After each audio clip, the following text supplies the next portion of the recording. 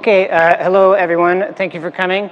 My name is Alex Hubers. I'm going to be presenting some joint work with Garrett Morris at the University of Iowa.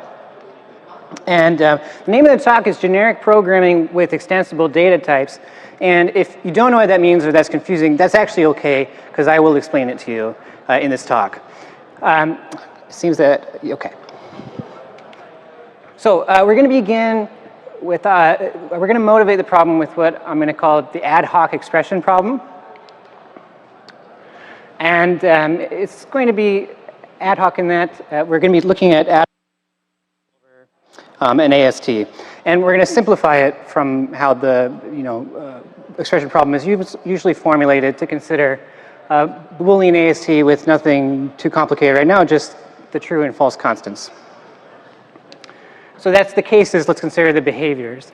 Imagine defining the eq type class over this data type, and we define it as expected. We know that t equals t and f equals f, and then we use this this defaulting case to kind of handle the. We don't really feel like specifying that f doesn't equal t and t doesn't equal f. So it's doing some work for us. And so there you go. Now we're going to extend the data type as is expected for the expression problem. We'll consider adding named variables. And let's look at this defaulting behavior, right? So for the original case, for f equals t, it did save us some work. We didn't have to write out this specification. But for the case extension, it has not worked, right? We end up in a situation where this default behavior is telling us that x does not equal x. So we identify that this equation is doing two things for us, right? It's kind of correctly defaulting the known but unspecified cases, but then it's incorrectly giving behavior to any case extensions. So one of the questions we'll be asking in this talk is can we extend data types in this manner that kind of retains the correct behavior and fixes the incorrect? And we'll be continuing our sort of dissection of equality comparison here at the start to illustrate that. So as a means of problem solving, let's imagine what the right solution looks like. Let's imagine we're in a modular world where everything is completely extensible and structured typing and error messages are never a problem somehow. We would probably define our cases independently. For example, we define t independently. And with the cases, we define the behaviors. So here we have the t case, and then we know that t equals t is the only equation that's necessary. We do the same for the f case, right? F equals f, we're good. And then we do the same for the v case, where we know that vx equals vy if x equals y, if their underlying strings are the same. Furthermore, let's suppose, just for illustration, that we have some way of combining these cases, which is pretty common in, say, a paper like Data Types a la carte, where you can combine cases via this infix plus operator. And now this is our setup of our cases. Let's look at behaviors. So in our perfect world, our unspecified behavior remains correct, right? I didn't give an equation for f equals t, but it does come out back false. We fixed our variable case. Now x does say it's equal to x. But the subtlety here is we have not overgeneralized this function. So we're not just defaulting false to literally everything, and that's how we're inheriting this behavior. In other words, nonsense says nonsense.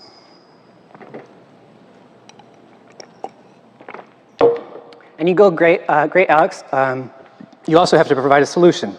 So how are we going to get there is the question. And we want to do it safely and without recompilation of existing code. This is just as the expression problem is stated originally.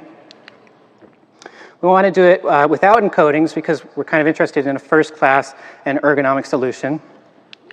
And we also don't want to use too advanced machinery. These are just sort of restrictions we're giving ourselves that interest us. And the machinery that we found to fit this ticket is called row types, which we're going to step aside and kind of explain at least what's important about row types for the purpose of this talk right now. So for the purpose of this talk, I really just want to highlight what row types obviate. And that is the duality between variants, or algebraic data types, and records. And to make that point clear, let's talk about what do algebraic data types consist of, right? We have a list of labels, which are the names of constructors, and then we have a list of types, which is the types of the constructor input. Now consider the dual for records. What do records consist of? Well, the names of the destructors and the types of the destructor output. In other words, in both of these declarations, we have labels mapped to types. That's what we can abstract in commonality between the two of them. We call this mapping a row. So for our expedited data type, a row maps T to the unit type, F to the unit type, and V to string. And we're going to abbreviate this type because we're going to be using it quite a bit and just call it expr. And we use curly braces to kind of denote rows. So that's the abstraction. How do we arrayify it back into the actual data? Well, rows themselves are not types. We use these type operators, sigma and pi, to reconstruct the data. So sigma reconstructs the algebraic data type. So sigma expr is isomorphic to the usual Haskell type that you're looking at. And then pi is going to construct a record. So pi expr is going to construct a record that has these TF and V destructors. And note here, I'm overloading syntax a bit, but usually when you see curly braces, it will refer to rows. Okay, let's go back to, those are the cases. Let's again consider the behaviors. So we're considering eq type class at expr. So that is equality comparison of two variants, i.e. we're really thinking about the eq type class instantiated at sigma expr. What have we changed here? Well, now we're using rows to represent our data type, not the initial declaration, which means we need this sigma here. The sigma constructs a variant from a row. And to reiterate, the sigma expr is just isomorphic to what we originally saw. So that's very good. You say, that's great, okay, I follow, but this doesn't make any sense, right? Eq is a type class and expr is a row. This is clearly ill-defined behavior. So eq expr question mark, you ask? Well, let's try to imagine what we think this should be, right? It's pretty common to view type classes as evidence or as elaborating to evidence. In this case, the eq type class kind of stands for evidence that we know how to equate a type A. And so we can think about eq then instead just as a type operator. So eq A takes in the type and it gives you an A to bool function, or it gives you back the Boolean comparator. And for example, here's the computation, eq of the unit type gives you unit to bool, and eq of string gives you string to bool. Okay, so now we ask the question, what does this mean to apply eq to a row? Well, consider the singleton case, right? Consider a row that just has a single label and a single type. It seems rather intuitive to just map eq over the types inside there, which is sort of like saying, well, if I know that T labels unit, then I know eq applied to that is just going to be like the comparator at that type. And then further, if you extend this idea to all of the row components, just do what we did before, but for all of them, we end up with basically we know how to handle every case, or we know the comparators for every case. So in other words, we're going to think of where we originally had eq expr, we're going to think of that and now I sort of translate it instead into a record of instantiations, where pi is constructing a record from the row is eq expr. And so pi eq expr is the record of instantiations, kind of like we saw. And so where does this leave us, okay? We have this function, and what's the function is saying, if we are given a record of instantiations at eq over these cases, can I produce an eq instance for the same cases, but for a variant, right? That's basically what we're saying. And this is an interesting question that has an interesting answer in 2019. This is something more or less some fudging around with the calculi, but we could answer in a paper called Abstracting Extensible Data Types in a language called ROSE, which is ROSE. Sorry about that. So you might ask as the audience, firstly, what's novel here? And you also might ask as the ICFP audience here, this is not the ad hoc expression problem thingy. I don't see anything here about modularity. In fact, I see only 3 cases. So I would say to you, hold your horses. And we'll consider in the Rose language, we actually can do some sort of extensibility by looking at row polymorphism, which is to say we're going to quantify over all rows R. And then here we have a qualified type that gives what we call the containment predicate. So qualified types are like type classes, but they generalize past that to arbitrary predicates. And what is this containment predicate saying? It says, well, I'm quantifying over all rows R such that R is contained in Xper. In other words, all rows are such that it has like some subset of these label type associations. Unfortunately, that's not particularly interesting, right? That just means I cannot like operate on variants that were it actually doesn't mean very much at all, because any of the variants with less can inject into R anyway. And further, if you notice, Xper is only appearing in the qualification. So it's not really clear what it's doing for us. It seems to be inhibiting us for no good reason. A very natural question to ask following that then is, what about unbounded R? Can I write this equation, write this term for any arbitrary R without knowing anything about the labels? And in the previous work, you could not. And the contribution of this work in a language we call R omega is that, yes, you can. And that's one of the things we'll be getting back to later in the talk. So we're going to call this generic programming with rows, because we're kind of thinking about rows as signifying data, and we're talking about it without respect to the labels, right? Here we don't know any information about the label. And in particular, this is already a talk about duality, so we're going to consider two directions to illustrate. So we're going to consider at first reflecting records, and then we'll consider the opposite after that. So what do I mean by reflecting records? So imagine we have a record of eliminators, right? And by eliminator, I mean this, over the cases of sigma Xper. So all I'm really trying to say is Xper has cases, right? And I want to be able to handle every case in there and eliminate it to the type A. There's some funny business here, which is that in R omega you can lift sort of type constructors to row kind. And so this arrow here is actually some trickery. The Xper arrow A is really like, if I rearrange and do the computation here, is I move it back to prefix notation, and then I unfold Xper, and I do like one step of computation to see that it's this partially applied arrow. And I still see I have an A to finish applying, and I get this. So this is what I mean when I'm talking about a record of eliminators. I'm just saying, for the T case, I know how to eliminate it. F case, I know how to eliminate it. V case, and so forth. Okay. Now, the claim is that is sufficient information to be able to destruct a variant constructed along the same cases, right? We should be able to produce a variant eliminator. So for example, one sort of record of behaviors might be this truthy record, which says that the T label maps to the constant true function, the F label maps to the constant false function, and the V label maps to the, it just checks if the string length is non-empty.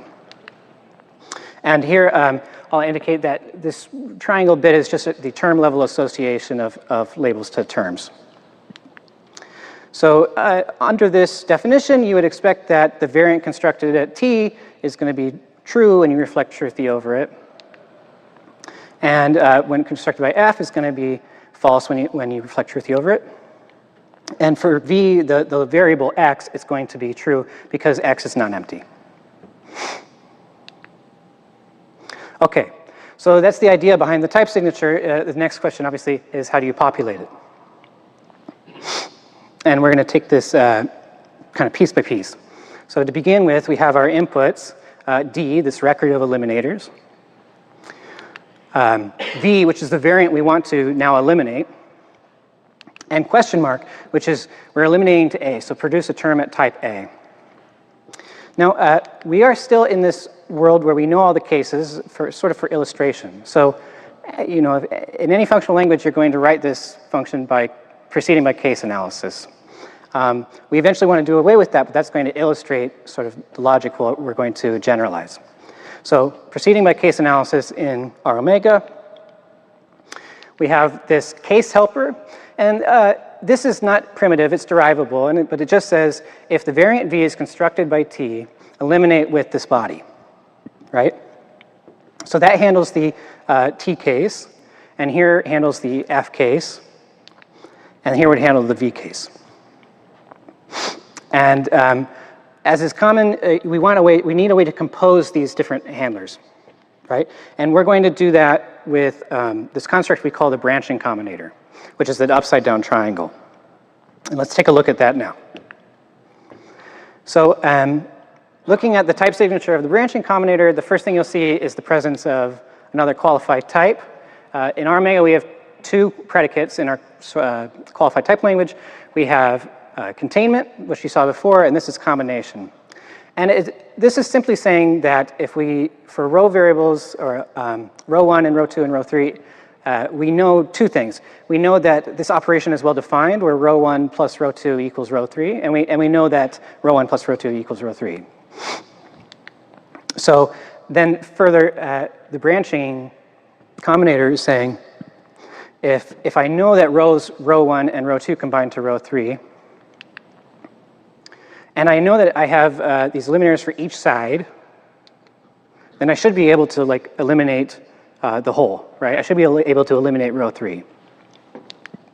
In other words, you can think of branching as the concatenation of variant eliminators. And in fact, it's more or less dual to concatenation. So coming back here, let's see this in illustration. We see that this line handles the singleton case along label T, and this one handles the F case. And so branching them should be able to handle both cases.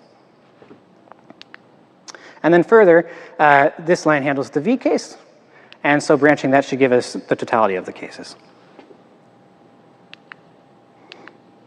Okay, next question is, we have question marks here, right? What should be inside here? Well, our strategy is very simple, right? D is this record that tells us the behavior at that label. So we have another, it's not a primitive, it's derivable, this cell, which just stands for select the T labeled thing in D. And that gives us sort of like a handler, and we're going to apply it to X, that type unit, and we get back something at type A. And by nature of this setup, this logic is uniform for all of the cases, right? In each case, whether it's TF or V, we're going to look for the TF or V thing in the record and then apply it to the value we have. And now, again, you say, okay, there's probably a point here somewhere. This seems more like an elaborate setup. Yes, there is. We will get to it right now. As I stated, we're going to consider now when we have no information about the labels, right? So now I've changed the type signature of reflect to just be this type variable R, or row variable R. And let's look at the logic that we wrote, namely that we have none of it left, right? We have D, V, and nothing else because we were relying so heavily on case distinction. But you can ask the question, just looking at this code, why would we need this?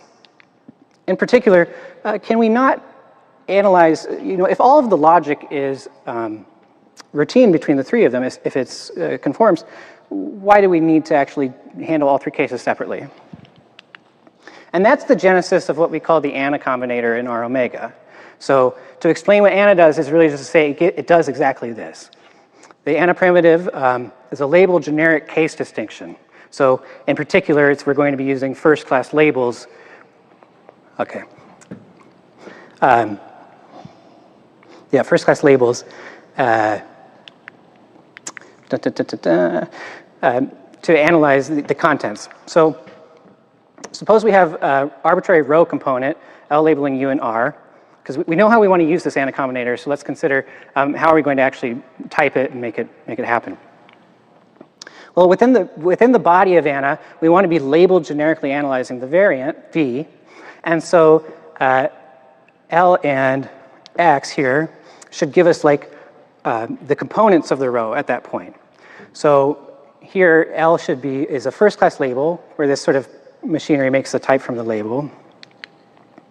And X has type U is the thing that's also in the row component. And given those two things, we have an obligation to return A, because in the individual case, we need to return A so that in the whole case, we return A. And so in general, for the body, or for typing Anna, what we're really saying for F, the body, is that if I know for each L labeling U and R, if I know how to uniformly destruct each component, then I should be able to uniformly destruct the whole. Okay, so that's part one, and I think we can sneak in the dual and call her there. So dually, if I can reflect a record of eliminators into a variant eliminator, I should be able to reify a variant eliminator into a record of eliminators. And all I've done here is just swap these two around. And let's repeat the same exercise as before. We know that, so in particular, we're going to be using this sin combinator, which is completely dual to Anna. And we know that we have F, which eliminates the variant sigma R, and sin, dual to Anna, which should have the obligation to construct a record, right? It's sort of like saying if I can construct a record from each of the labels and just knowing those, then I can make the bigger one. So sin builds pi, in this case, pi R arrow A from label L and row R. Okay, how do we go about building this term? Well, again, we know, in particular, we know that in the body of sin, we have L labeling U arrow A is contained in R arrow A, which, remember, R is a row variable, so this is a lifting of the arrow type constructor. And more or less, we know both of these things. We know that L labeling U arrow A is in R arrow A, and also really just L labeling U is in R. And we're trying to build something. We're trying to build something of this type. So now in the body of sin, we have an obligation to construct a term at type U arrow A. And we're going to be given one of the same things. We obviously get the labels, so we know what to construct. And here we have to recall that we are constructing a record, right? So we have an obligation to build we're constructing a function. We have an obligation to build a function. So the first thing to do when you're building a function is you presume a term at its input type, which in this case is X at type U. And now finally, we have an obligation to construct a term at type A. How do we do this? Here's the general strategy. We're going to want to build the variant, a singleton variant at type sigma L U, and inject it into sigma R, and then use F to destruct it. And this is precisely what that looks like. Con is this derivable term as well that just says construct the singleton with label L and term X. And it injects into sigma R due to the qualified types, which kind of allow us to do that. And then F destructs it. So in general, in the dual case, when we look at the type derivation of sin, what we're saying is if I can uniformly construct each component, given just the label, then I should be able to uniformly construct the whole. And I led with this example on equating variants, and I'm not going to have time, so I'm going to skip ahead to the a little advertisement for the rest of the paper. But spoiler alert, you are able to type the thing that I said at the start. It is possible. So in the paper, we also, I've presented as a sort of a small fragment. We also found we actually had to lift this to higher order rows, that is, rows that contained, say, type constructors and the like. And that permitted us to do some very interesting things, like writing a type transforming map. For example, if the insides transfer from U to T, then you should be able to, the point is it got complicated. You need to do all this business. And that allows us to actually lift things, not just like the eq type class, but even more interesting type classes like the functor type class. And then finally, the last contribution of the paper is that we give a denotational semantics into Agda that gives a proof of type safety. And that's the gist. Okay, questions? Can you,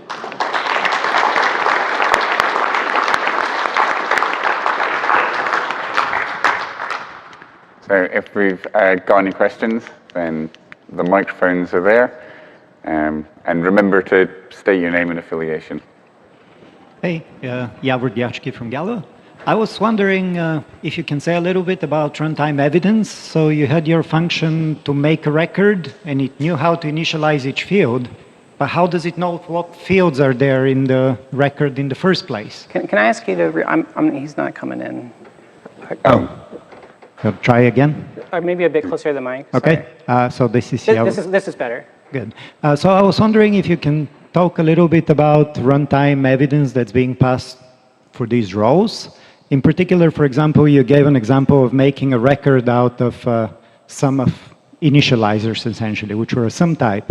So that tells you how to make each field, but how do you know what fields to make in the first place? So how would you compile a polymorphic function like that? So the row needs some kind of representation, right?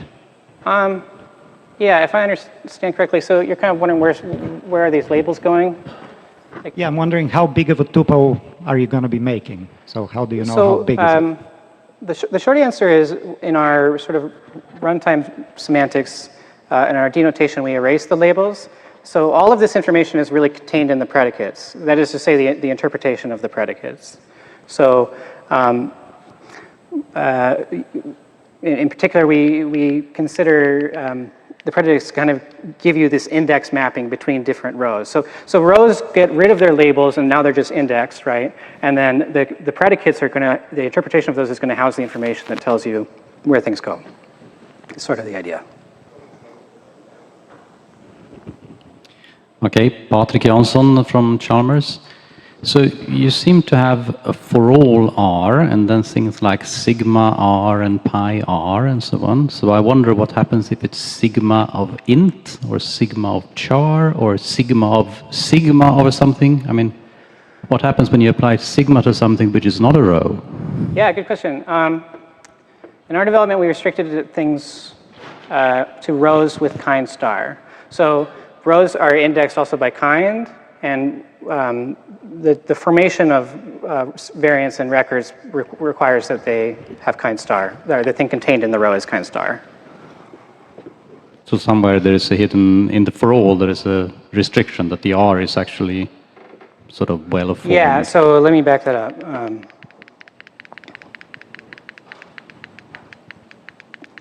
I omitted the types. You're correct to observe that I omitted the type on the kind annotation on R. Really just to save space.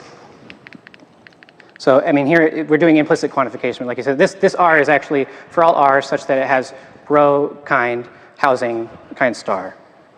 Okay. Yeah. Hello, Ethan Smith, Google. We kind of, at the start of the talk, alluded to some type class stuff. We're going to compose individual case type classes into larger ones. And this reflect combinator looks rife for kind of implicitly constructing the dictionary. Have you given any thought to what that would look like and how that would fit into the system? Giving any thought to what? So we're creating type class instances for individual cases, and then, sorry, I'm very tall. Is that all right? No, it's okay. Can I get closer? There's a bit of an echo. There we go, now we're coming in, sorry. So our reflect, we have this dictionary of eliminators that looks rife for kind of implicit construction from individual cases. Have you given any thought concretely to what that might look like and how that would fit into this label generic programming we're doing? The same what? Sorry, I'm really sorry. No, you're fine, you're fine. I'm not being clear. Are you talking about going from unary to binary? Is that the question? Or? Yeah, so in the expression example, we lay out very nicely, if I have two trues, they equal each other. If I have two falses, they equal each other. And then I can combine those. So I imagine, can we automatically combine those through kind of in our compiler and then fill in this row of eliminators for the user because we know how to do that from some kind of set of ground instances? Oh, yeah. Sure. Let's try it. All right, fair enough. Okay. Cool. All right. I think we should thank the speaker.